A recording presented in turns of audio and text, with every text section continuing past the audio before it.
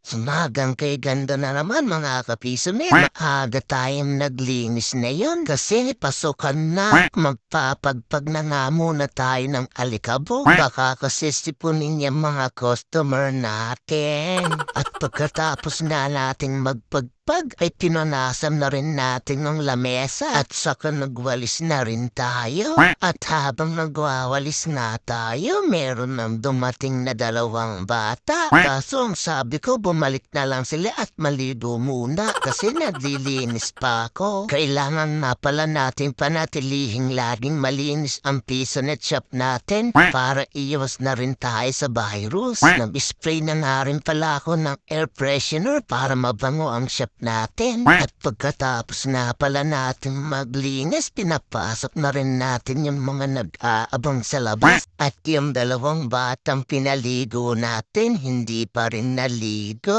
At bigla na pala may dumating na dalawang naka-uniform. Maglalaro sana sila kaso hindi ko pinayagan. Ang sabi ko, mampihis muna sila bago sila maglaro kasi bawal ang naka-uniform sa PisoNet shop ko. Kaya umuwi na nga sila at hindi na rin sila bumalik. At maya-maya na ay napuno na rin ang PisoNet shop natin. Tapos bigla akong naisipan na parang gusto kong mag-coins out ng may customer. Tapos babalatuhan ko sila ng libre nilang oras para naman medyo matuwa-tuwa sila. At kinuha ko na nga ang paglalagyan natin ng barya. Ang mahiwagang planggana na ibebenta natin kay Boss Toyo.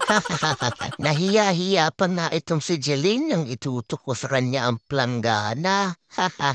Si Jepoy parang kakaway pa pero nagtakip na rin ng muka.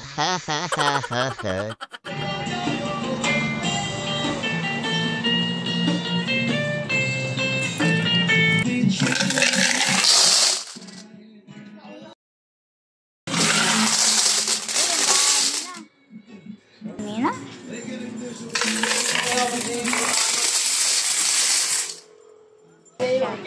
Uy, puno. Uy, punong-puno. Grabe naman Kita mo ba? yan. Kita mo ba? Oo, ay.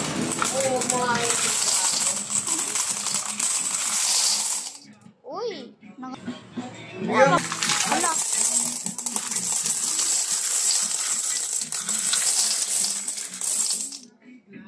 Uy, punong-puno. Puno din yan ah. Ito. Okay.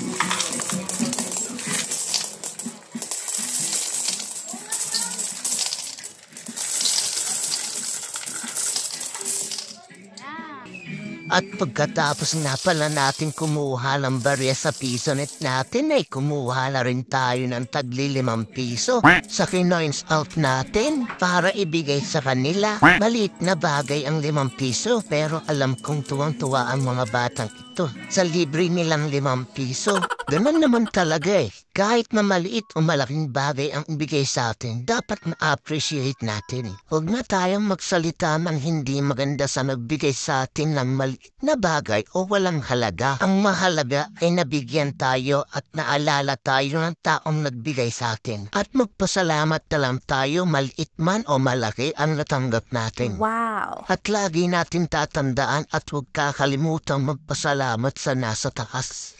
Hanggang dito na lang po ang video natin at ang susunod natin na video ay ang pagbibilang natin sa ating coins. Maraming salamat po. Hanggang sa susunod.